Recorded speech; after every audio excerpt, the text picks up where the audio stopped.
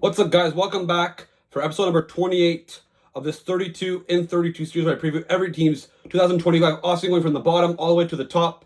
There's only 5 teams remaining. Last episode I did was the team that finished first place in the Eastern Conference, the Washington Capitals. And today's team is the team that finished first place in the Western Conference and in the National Hockey League, the Winnipeg Jets. So the Jets have been one of the better teams in the National Hockey League the last 3 to 4 years, having some very, very strong regular seasons led by Connor Hellebuyck, who this year won the Hart Trophy and the Vezina for League's Best Goaltender and MVP. Mark Scheifele's been a very productive player. Kyle Connor, Josh Morrissey, Nikolai Ehlers, they've always been near the top, and they've had expectations come playoff time. Unfortunately, 2 years ago, they lost in 5 to Vegas. Last year, they also lost in 5, this time to Colorado, which was pretty, tough to watch. This year, they played the St. Louis Blues. They won the first 2 games. Then after that, they lost 2 games in St. Louis. They won Game 5 at home, lost Game 6 in St. Louis, and then in Game 7, round 3-1 with about 2 minutes to go. The Jets ended up rallying back. They tied the game and won the game in overtime. Therefore, they went to the second round, played the Dallas Stars, and lost in 6 games. So they weren't able to win a single game on the road. So obviously, and Connor Hellebuyck struggled big time, especially against St. Louis. And there's some question marks now. Is Hellebuyck a playoff goalie? The Jets also have some big decisions to make. This year, there's a lot of key players' contracts are expiring, so it'll be fun to see what happens to Winnipeg this summer. So the Jets finished first place in the Central Division, also won the President's Trophy as the league's best team with 116 points, 56 wins. Their general manager, Kevin Cheveldayoff, has been there, I think, even since day one. He's done a pretty good job keeping the Jets pretty competitive for quite a while, but I think it's time for him now to put a big swing to get the team to another level, because clearly they don't have what it takes to get past the second round at this point.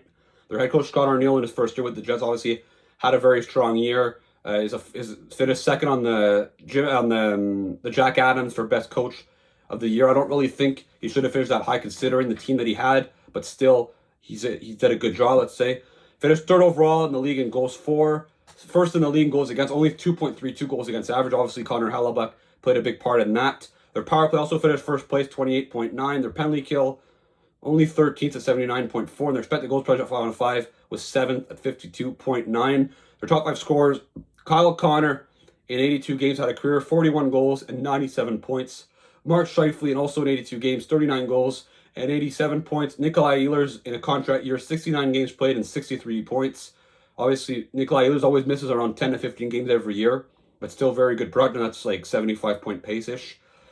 Josh Morrissey in 80 games, 62 points. Gabe Vilardi also in 71 games as well, so he also missed a bit of time. He had 61, so the Jets, their top guys were their top guys.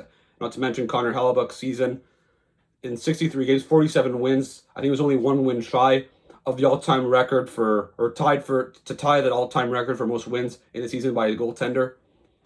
Obviously, had 927 percentage, only 2 goals against average, incredible, and 8 shutouts. So those are absolutely some absurd stats there. And Eric Comrie as the backup did also pretty well. He actually finished under 500 when you look at his record.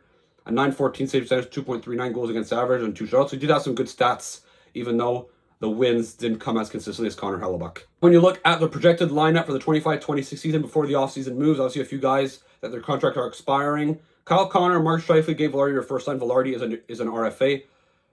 Nino Niederreiter, Vlad Nemestikov, Cole Perfetti, outside Fallow, Brad Lambert, who's going to be rookie, and Chibrikov, Gustafson, Barron, Anderson, Dolan. On defense, Morrissey, DeMello, Samberg, Pionk, Stanley, and Shen, and then net, Hellebuyck, and Comrie. They have about $26 million in cap space. Like I said, a lot of guys to re-sign, and they're probably going to want to go get some help as well, so it'll be a good challenge there for Cheveldayoff. Let's finally have a look at their expiring contracts for this summer. A lot of UFAs and RFAs to do here. Nikolai Ehlers, obviously the main UFA. He was making only $6 million. He's going to get a pretty big raise. He's probably going to get $8 to $9 million. Is Winnipeg ready to give him that contract? I don't know. It seems like they're interested in trying to retain him, but it looks like Ehlers probably wants to test the open market, so we'll see. Mike, there is still a chance he comes back, but I would say it's probably more of a 75-80% chance there that he's probably going to leave. Mason Appleton, Brandon Tanev, Tommy Nato, Fleury, and Drieger, not a ton of high-impact guys, even though I think they're probably going to want to bring back Mason Appleton, considering how effective he is on the third line.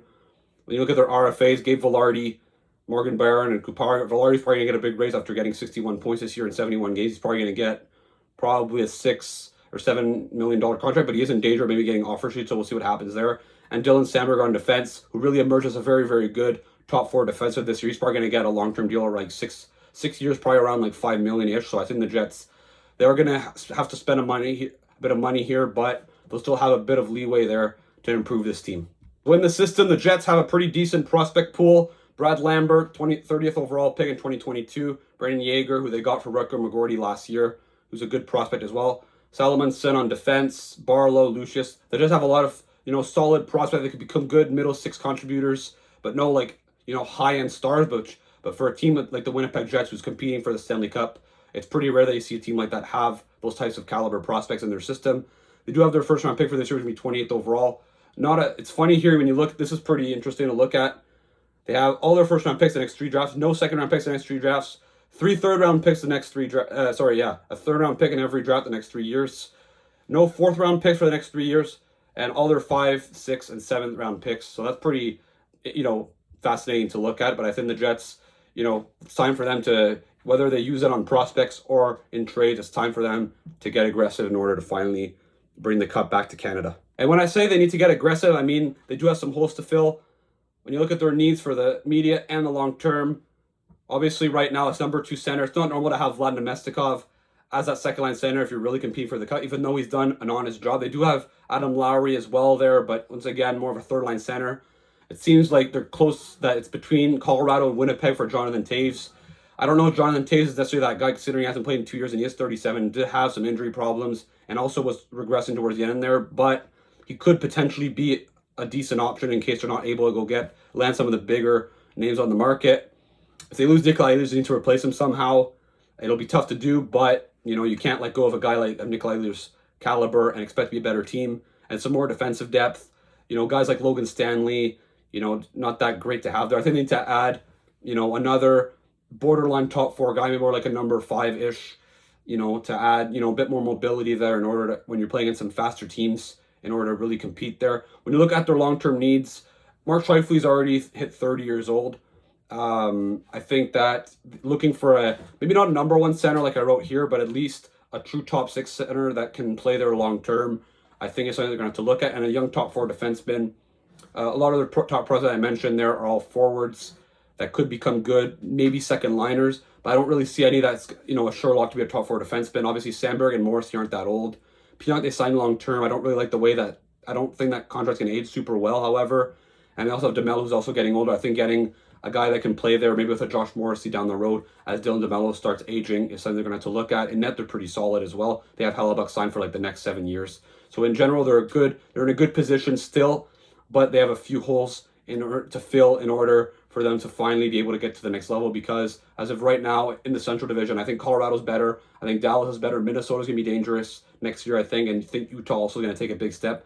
So I think they're probably going to make the playoffs next year. However, they won't be as comfortable as in previous seasons. Well, so that puts an end to this video. Let me know in the comments, what should the Winnipeg Jets do this summer in order to improve their team? Do you think Nikolai Ehlers is going to walk, or do you think they're going to finally bring him back? We'll see. Should they go sign Jonathan Toews? Do you think he would be a good fit on the Jets if it were to happen? Don't forget to check out some of my previous videos in this 32 and 32 series and the ones coming out in the coming days. There's only 4 teams left to do, the 4 teams that made it to the conference final and beyond. Don't forget to like and subscribe, and I'll see you again for another video. Ciao.